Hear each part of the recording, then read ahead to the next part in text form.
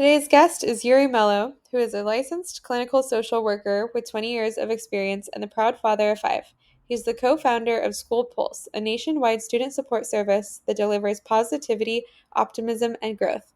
After a series of teen suicides in his community, Iuri co-created School Pulse in 2017 to proactively support student well-being.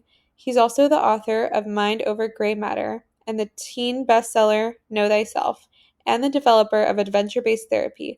With over 300 schools in 25 plus states, Iuri's mission to bless the human family is inspiring students every day through kindness, psychology, and powerful weekly videos. Get ready for an amazing episode. I'm educational justice coach Lindsay Lyons, and here on the Time for Teachership podcast, we learn how to inspire educational innovation for racial and gender justice, design curricula grounded in student voice, and build capacity for shared leadership. I'm a former teacher leader turned instructional coach. I'm striving to live a life full of learning, running, baking, traveling, and parenting because we can be rockstar educators and be full human beings. If you're a principal, assistant superintendent, curriculum director, instructional coach, or teacher who enjoys nerding out about co-created curriculum with students, I made this show for you. Here we go. Iuri, welcome to the Time for Teachership podcast. I am so happy to be here. And there's a good vibe, a good aura. Aura, that's the word, right? I mean, I'm in with teens all the time. So aura is like the word right now. There's a good aura about you. I'm loving it. So anyways, thank you so much for the invite. I'm happy to be here. Excited to see where we take it today. Awesome. I'm excited to put off a positive aura. That's my What do you think, as we come into this conversation, is really important for listeners to either know about you beyond the, typical bio, or to kind of keep in mind as we jump into the conversation today? I'm a dad. I'm a husband. I got 5 incredible kids. I've been a therapist for 20 years, which I've absolutely loved. And over the past 7 years, we've kind of started this cool company called School Pulse. But as we've engaged with schools, as we've engaged with districts, as we've engaged with thousands upon thousands of students in live text conversations, one of the things that I really noticed specifically as we talk to schools a lot is that sometimes we almost become a little bit, this is my opinion, of course, that we become a little bit enamored with just providing crisis intervention. We're almost waiting for crisis to happen so that we can then intervene, right? I had a great conversation with an individual the other day who said, I agree. I feel like sometimes we're just like a fire extinguisher on the wall, right? We're kind of waiting for that moment of crisis, and then we break the glass and we spray all over the place. And of course, I'm being a little judgmental. The reality is this is how I live my life too, right? I don't go to the doctor unless something is wrong is happening with me. Like I said, I need to take my own medicine for sure. But I think this happens in schools, right? And so sometimes we're often so concerned with the crisis or the intervention part that we forget about the other things that come before or that even come after. And I think that's one of the things that as School Pulse we've really tried to do is we try to not be reactive. Our goal is to proactively tap kids on the shoulder and put at their fingertips in their brains, right, the best positive psychology, the best growth mindset, and the best cognitive strategies that are like the golden standard of clinical practice and have been for a while, and to put it right where they are in a way that is fun, that is engaging, that's not boring. We're intervening in early ways, early intervention, and providing some skill building. And then, yes, there's the crisis intervention part.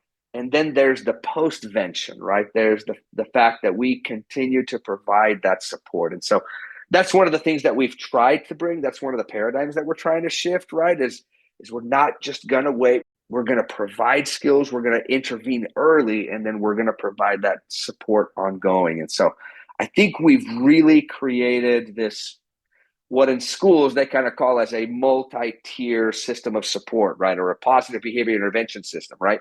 And we really aim to be just a complete solution to schools in a way that provides a ton of value with very little lift. That's like our goal. That's what we want to do. I have an older daughter that's she's a special educator right now, and I mean this is her first year. She loves it, and and totally feels overwhelmed all the time. And so our goal is to provide some tools that provide easy to find, easy to access stuff that is not going to create problems for them. Find that schools at times, they're hard to move, but obviously we're in the change business, right? Schools are institutions, and so it is so Yes. hard, right, to be like, oh, we've done things this way for a long time. Let's do them differently. But that's why we're here, right? You and I Yeah. both. And so I love that. And I think you started to kind of paint the dream for us. One of the questions I like to early on ask in these conversations, Dr. Bettina Love says their dreams grounded in the critique of injustice. With that in mind, what is that big dream that you as an individual or School Pulse as an organization kind of hold for the education space or for students at large? Yeah, I really gonna have to give some thought to that quote. It's sometimes, right, we become resistant to the critique, right?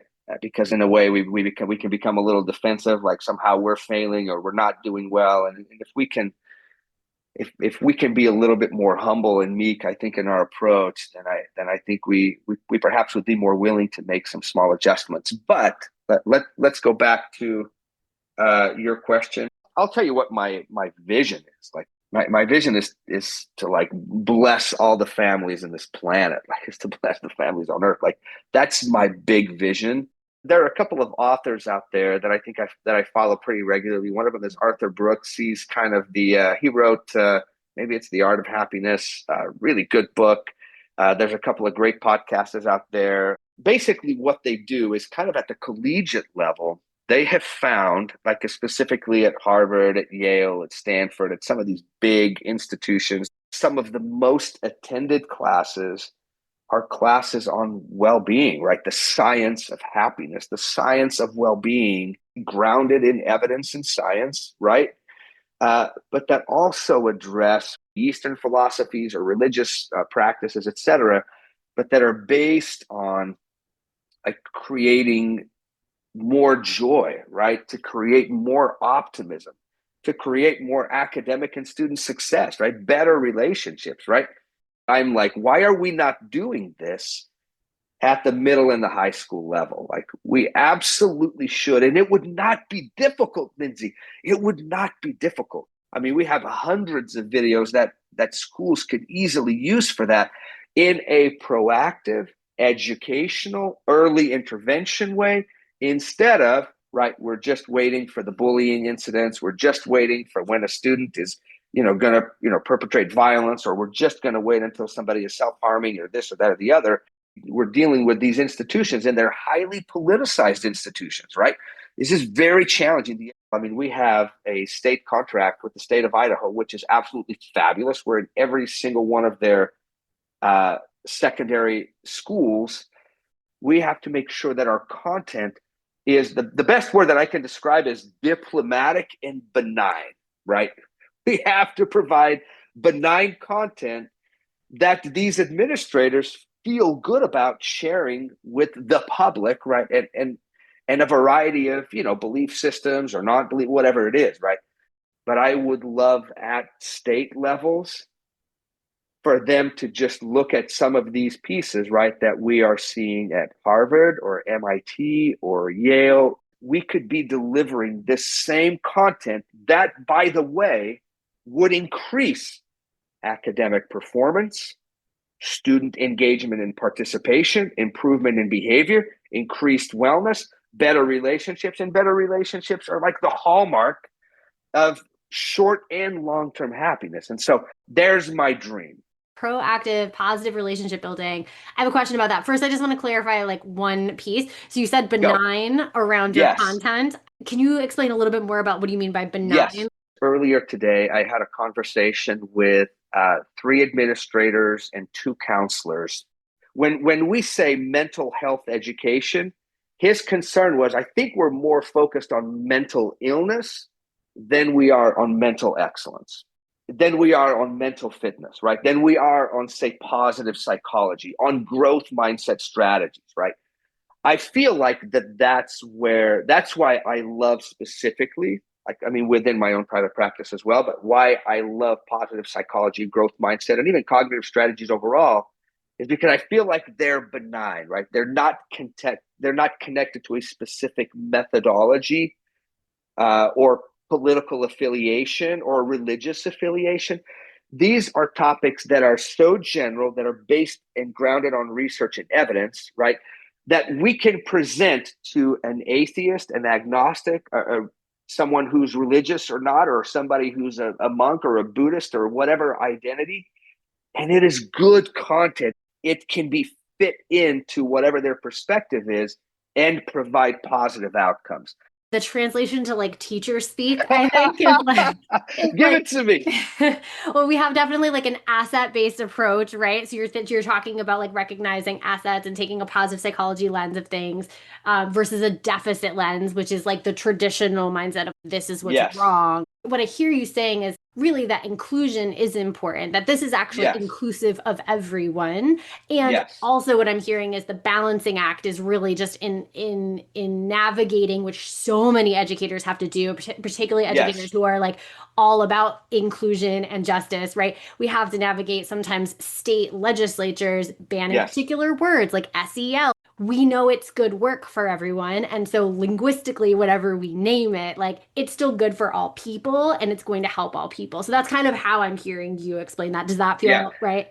Absolutely. There's a reason why we call what we do, right, more along the lines of student wellness or student success, or even, psychological excellence or mental excellence.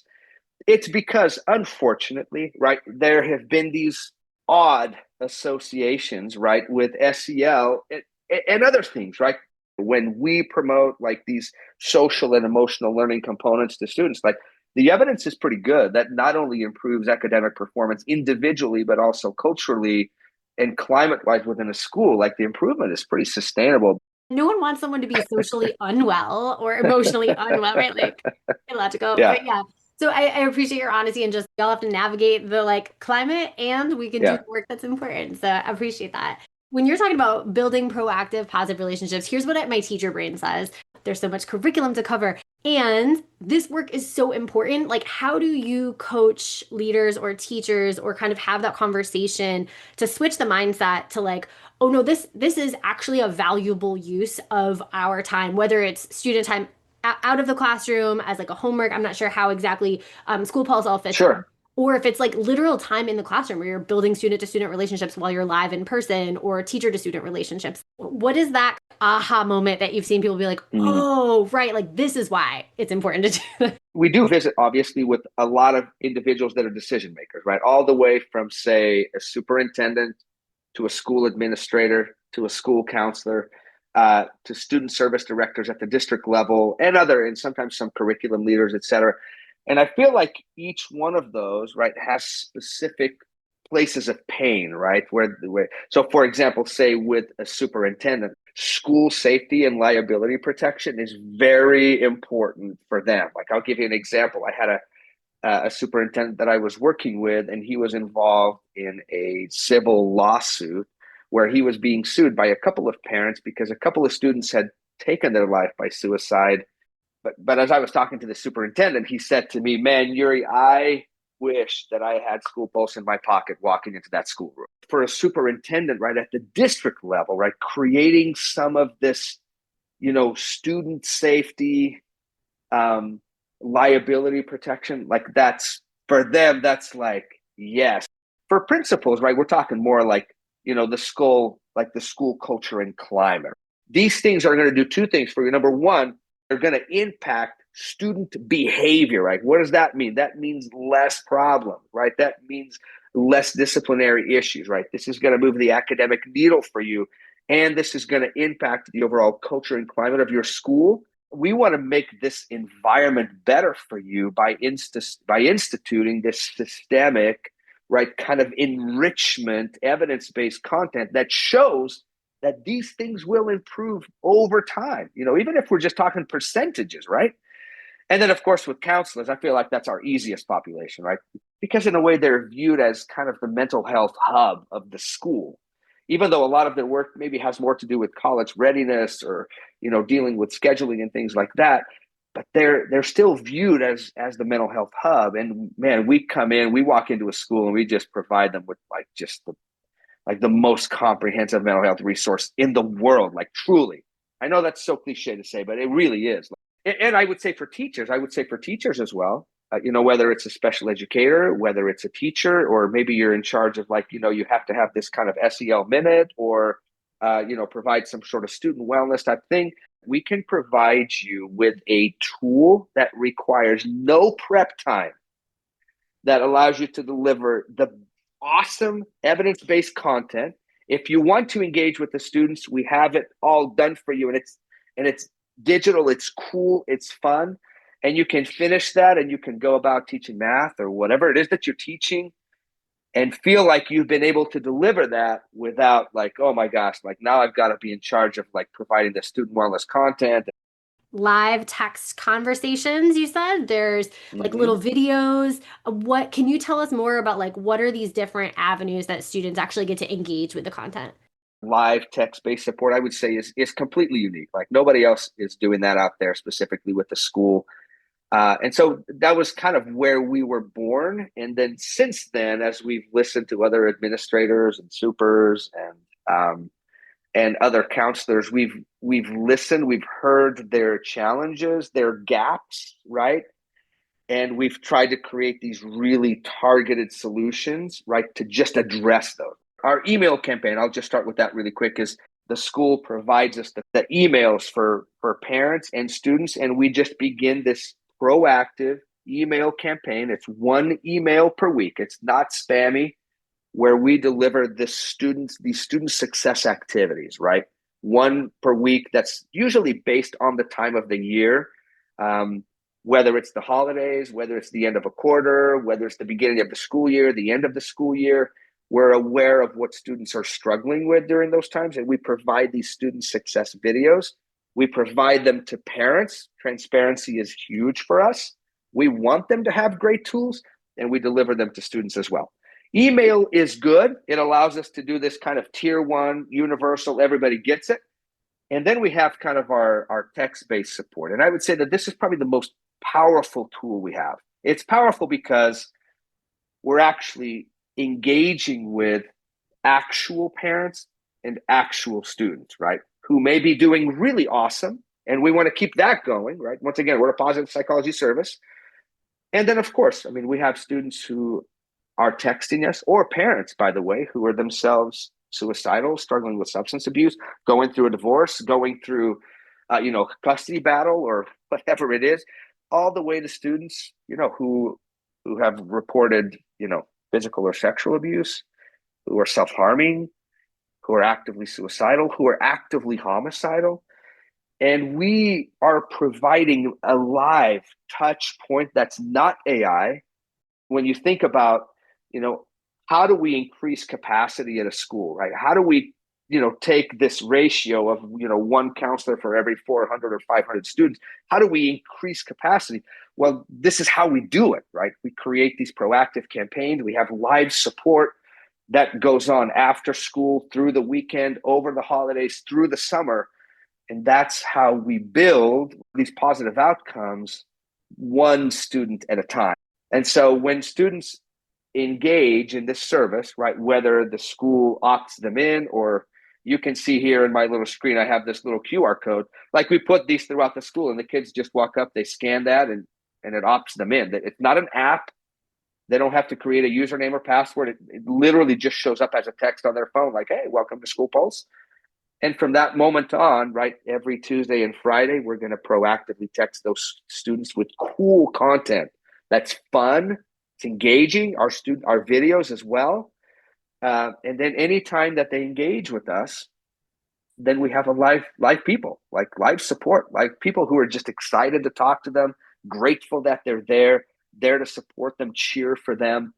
And the cool part about the proactive piece, I just want to say, is it's really important, right? And this is as a comparison to the kind of passive, only crisis-based type responses that you and I were talking about, right? This is 85 to 90% of our interactions with students happen on those 2 days, on Tuesday and Friday, when we tap them on the shoulder and say, hey, check this out, or what do you think about this? And students just respond, right? Simply because we're not waiting, we're engaging, and then that allows them to communicate in a really simple, very easy, right? It's convenient, it's private, right? They don't have to walk down, to the counselor's office, which we want them to. We want them to be connected there. But I know that many times they won't, like they're not going to. And then, of course, our goal is always we want to connect those students to their primary network, right? Whether it's a parent or a guardian or whoever is with them.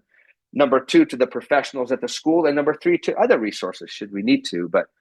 And then, of course, we have, right, these other activities, right, which can either be delivered as part of a kind of disciplinary process, or what I would call like restorative justice or restorative practice or corrective discipline, all the way to material, right, that's more specific to what a counselor would use when somebody comes into their office and they're overthinking, or they're having problems with their friends, or they're having problems with their parents at home, or they're experimenting with whatever, right? And we have all of those specific activities that are. Hi, this is Leah coming in to share the free resource for this episode. It's a page of mental health resources from School Pulse. You can find it at the blog post for this episode, www.lindsaybethlyons.com/blog/251. Now, back to the show. That's incredible. That is so Yeah. cool. I mean, two things that are just like really highlighted for me. Yes. One is the family and student Yeah. connections. So you have both at both levels, Yeah. both tiers, which is super Yeah. cool. And I just think about how many schools struggle with family partnerships. So that's so valuable because often the Yeah. dynamic is we don't reach out until there's a problem, right? So you're Yeah. completely helping schools rethink. Actually, you can just reach out to share positive content. Yeah. And the second idea is just this student success activities that you named. I love that there are just like these practical things that are like engaging. And I'm curious, do you mind sharing one of your most popular activities or ideas or One of the ones that we created over this summer, because there was a huge need for, so we actually created some videos specifically for like inappropriate use of AI, or really appropriate use of AI. So we actually created some really cool videos for that, and one for misinformation as well. Our most watched video is our video on tardiness. Part of schools, kind of corrective discipline, right, is they want to provide not just like, hey, don't do this, but do this instead, right? And that's what really our videos are about, right? Is that can we show you what to do better, or why to do this better? We did one on once again at the request of a principal, profanity and inappropriate language. And inappropriate language, is whether it's like highly sexualized language, or sometimes the very common, kids will just throw stuff out like, I'm going to kill myself, or I'm going to shoot up the school. Adults, like, we're going to get triggered really quick and we've got to respond. And so we have lots of videos there. One of my favorite videos that we created was "Is my phone a friend or a frenemy?" We're not just saying that don't do this. We're saying like, here's some reasons for why to not do this, or maybe to modify or adjust or tweak your current perception of that. So I think we've tried to not just to deliver content that's rich, that isn't just prescriptive, but like that captures the meaning and the purpose behind it. Another one is like bullying videos. Of course, we like those are shown a lot. I Yeah. definitely watched a few, and one that stuck in my Oh, mind good. was around like relationships. Like, how do Oh, you yes. talk to someone? Like, how do you continue the conversation over time? Oh, yes. Like, I just feel like those are so practical for a kid who may be struggling with anxiety, or I can't name one friend, which is a common stat that we like hear a lot in Yeah. the research, is really cool that that's like proactive and socializing. And I think on that one, we actually created a couple of acronyms on that one. An acronym which is CASH, like compliment, ask questions, smile, offer to help. And then I think one for kind of keeping conversations going, which was Swift, right? I kind of used Taylor Swift, but she's the queen, of course. Just fun stuff like that I hope is practical, right? That's the hope. okay, one thing that listeners could do once they end the episode that would kind of bring to life some of this stuff in there. If you're a parent, start and end your day right with your kids. Like this concept of momentum is one that I really like. And I think it matters, whether it's like at a soccer game or a football game, and you can kind of tell when a team starts a game and they have this like positive momentum and they're ready.